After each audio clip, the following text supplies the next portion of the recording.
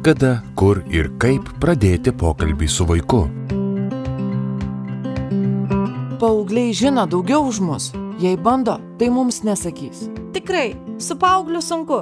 Jis nesiklauso, ką sakau, bet va su mažuoju, kuriam 6 metai, ramu. Jis dar per mažas pokalbiui apie žolę. Aš su savo dičkiu sykį kalbėjau.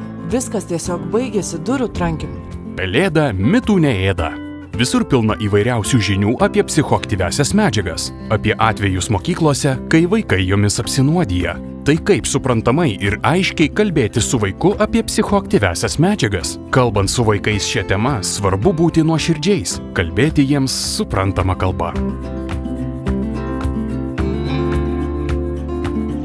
Atsiminkite, vaikas nebus apsaugotas nuo problemų susijusių su psichoaktyviosiomis medžiagomis, jei apie tai nieko nežinos. Pokalbiui nusiteikite ramiai. Jūsų tikslas yra padėti vaikui geriau suprasti šias medžiagas ir turėti galimybę pasitarti su artimiausiu žmogumi. Kalbėkite su vaiku kiek galima anksčiau, net jei manote, kad jūsų vaikas yra tikrai per mažas ar nevartoja psichoaktyviųjų medžiagų. Nenaudokite gąsdinimo taktikos. Tai gali pakenkti ir mažinti pasitikėjimą.